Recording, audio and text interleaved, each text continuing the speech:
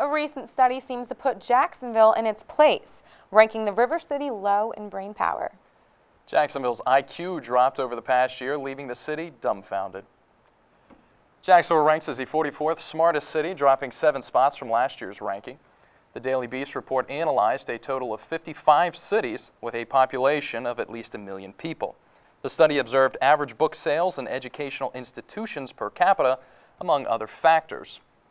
Boston leads the charts as the smartest city this year, but Jacksonville ranked higher than any of its other Florida city counterparts, Orlando, Tampa, St. Petersburg, and Miami included. If you have teenage kids, they probably have a Facebook page.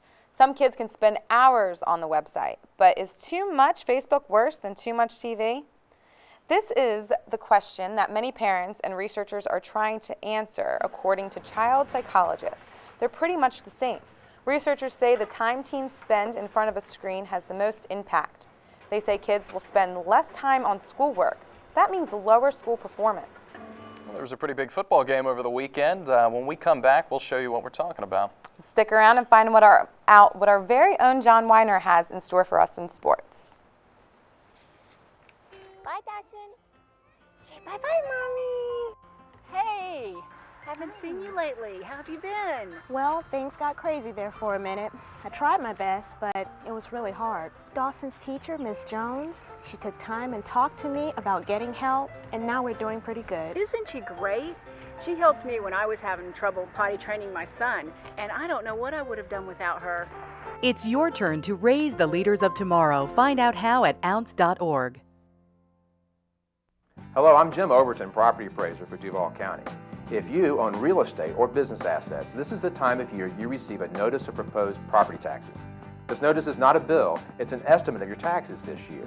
Your final bill is determined by rates set by the City Council and School Board and other taxing authorities. If you have questions or would like to discuss your appraisal, please contact us immediately. At your property appraiser's office, we value you.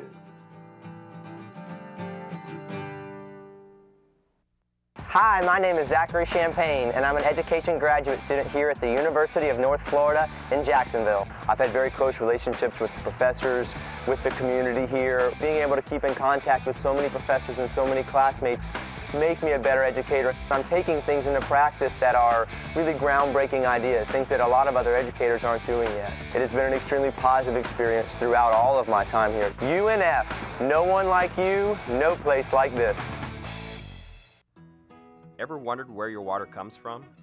For most of us, it comes from aquifers beneath the ground. Imagine a sponge full of holes. Porous rock, sand, shell, and limestone hold water and allow it to move. Water is drawn from the ground through wells. Though rain refills our aquifers, we're using water faster than rain can replenish it. Learn how you can help conserve our water at floridaswater.com. Welcome back. John Wiedner joins us now with sports. John, what do you have for us today? Well, the Giants won the World Series last week, and the NBA started their season. But here on the First Coast, we're focusing on football. It's been a down year for both the Florida Gators and the Georgia Bulldogs. Loser of 3 in a row, the Gators look to bounce back against the Dogs team that has won its last 3 after an 0-4 start. Here's a quick recap. 84,000 again at Everbank Field to witness the 88th or 89th meeting, depending on who you ask, between the two SEC rivals. We pick up the action late in the fourth quarter. The Gators were nursing a 7-point lead when freshman quarterback Aaron Murray delivers a strike to A.J. Green, tying things up at 31-all. Neither team closed the deal in regulation, and for the first time in the series history, a winner would be decided in overtime. Georgia won the toss but decided to take the ball back on 3rd and 9 from the 24-yard line. Throwing into triple coverage, Murray's pass is picked off by Gator safety Will Hill, who brings it back 93 yards for a touchdown. However, the touchdown didn't count, and Henry splits the uprights, and the longest losing streak in Urban Meyer's career is over. The Gators win a wild one for 34-31. The Gators kept their ACC championships hope alive as they now control their own destiny in the SEC East. With the win over Vanderbilt and South Carolina, the Gators will punch their tickets for a December 4th showdown in Atlanta against the winner of the SEC East. In professional football news, wide receiver and likely future Hall of Famer Randy Moss was claimed by Jaguars' division rival Tennessee Titans on Thursday. 31 teams passed on Moss, who was put on waivers by the Minnesota Vikings on Tuesday. The Titans are Moss's third team this year after he was traded from New England to Minnesota less than 5 weeks ago. The Titans now are in prime position to take over the AFC South with already 1 win over the Jags and 5 more divisional contests yet to be played. The Jags will have their hands full after the bye week, with the Titans adding another piece to their puzzle. But it's the halfway point of the Jaguars' 2010 season, and the Jags go into their bye week following an impressive 35-17 win over the underachieving Dallas Cowboys. With that said, here's our midseason report card for your Jacksonville Jaguars. We'll start with the coaching staff. We're going to give Jack Del Rio and his staff a C+ for a 4-4 record and lack of consistency. Too many highs and lows so far. The defensive line has made a drastic improvement over the last year with the addition of Aaron Campman and the play of Terrence Knighton. We're giving them a B. The Jags have already doubled their sack total from last year. The back 7 on defense is another story. The linebackers have been average this year and the secondary has regressed. A revolving door at safety and the league's 3rd worst passing defense equals a grade of D. Special teams has one of the few bright spots this year. Josh Scobie is perfect on field goals, and his 59-yarder in Week 4 was a game winner. Solid A for Scobie and company. On the offensive side of the ball, Maurice Jones-Drew and the offensive line get a B-. MJD is the 4th leading rusher in the AFC, but only has 1 rushing touchdown to show for it. Jones-Drew and the O-line have to step it up. The receiving corps has shown flashes this year. Mike Thomas has emerged as a consistent go-to guy, but Mike Sims-Walker has been inconsistent. And Mercedes Lewis keeps catching touchdowns. For all that, we give them a B- as well. The last, but certainly not least, are the Jag signal callers. The most important position on the team gets a C. When David Garrard is on, he's been lights out. But when he's not, the Jags are quite possibly the worst team in the league and are unbearable to watch. Here's why. Move the ball and put points on the board. That was the number one thing, to be able to put the points on the board. In the Jaguars' 4 wins, Garrard has a near-perfect passer rating, 14 touchdowns to 1 interception, and is completing almost 80% of his passes. In the 3 losses Garrard started, it's complete opposite. A QB rating in the mid-30s, 1 touchdown, 6 picks, and a much more pedestrian completion percentage. Overall, we give the Jaguars a C. So at the halfway point of the season, we can make several conclusions. The Jags will go as far as David Garrard can take them. That means the defense has to step up. Otherwise, Garrard will have to be perfect every week. As for the second half of the season, it only gets tougher. 7 of the 8 games remaining are against teams that are 500 or better. Here at NFW Sports, we like to be innovative with our sports coverage. Recently, NFW sports producer Mike Kay joined me for a new segment. Welcome to NFW's newest attempt at staying cool and edgy, the Sports Reporters, the segment where we tell you what you've always wanted to know. Shot live from our new high-tech chroma key set, NFW sports staff will tell you how we view the most important sports issues on the First Coast. John, how can you view the Jaguars after how they've played recently? They went from playoff must to playoff bust. Where will they be in a few years if they keep playing this way?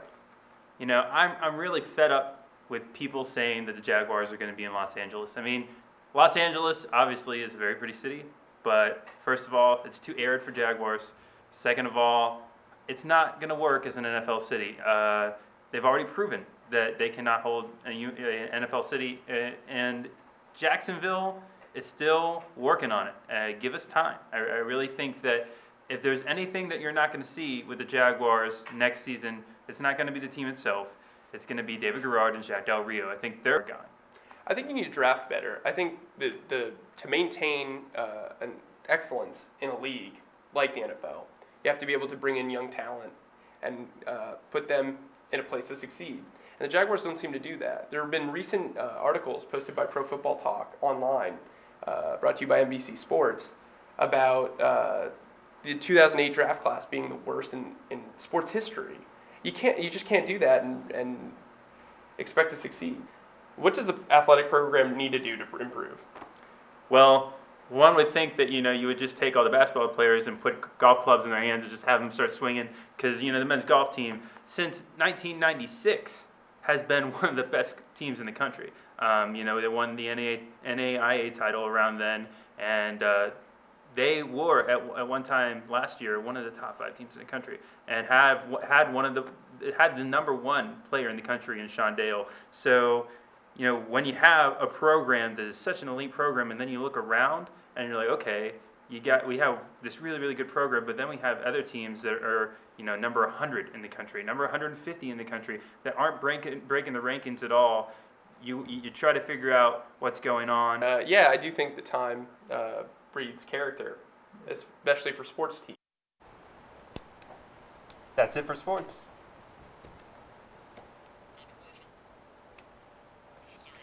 No matter what stage of life you're in, buying a home is always one of the most important decisions you'll ever make. And a licensed real estate agent, like me, should be there to guide and protect you every step of the way. Remember, only licensed real estate agents have the state-required classroom training to make sure that your interests are fully protected.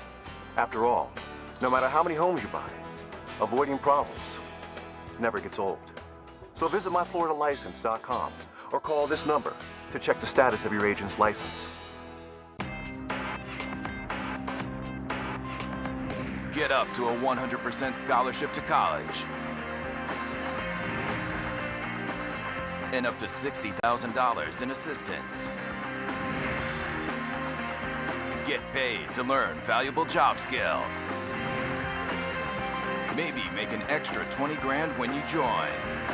All while you serve your community and your country. Learn more at nationalguard.com. Hi, my name is Rochelle Atienza, and I'm a mechanical engineering student here at the University of North Florida in Jacksonville. It's a really nice campus. There's always things going on here. There's always activities to do. UNF has really allowed me to take my education beyond the books by allowing me to design labs and to educate other students about that particular topic. I made the best choice when I chose UNF to get my engineering degree. UNF, no one like you, no place like this. University of North Florida in Jacksonville. I love the fact that UNF has small class sizes because I'm able to have a personal relationship with my professors. The Coggan College of Business afforded me opportunities to go on study abroad trips. My study abroad experience was amazing. I was able to learn about other cultures and also business operations in that country. UNF, no one like you, no place like this. Thanks for joining us this evening. We leave you now with a special inside look. Well, it's the world's largest cocktail party outside. The celebration, according to Gator and Bulldog fans.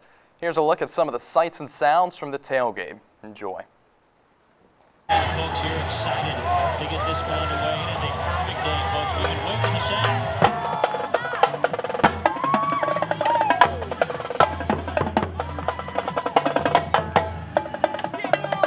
We're here to support the Gators and support the sport, and what college football is all about. Great to support the Bulldogs and everything. So, and it's such, I mean, win or lose, it's such a great time.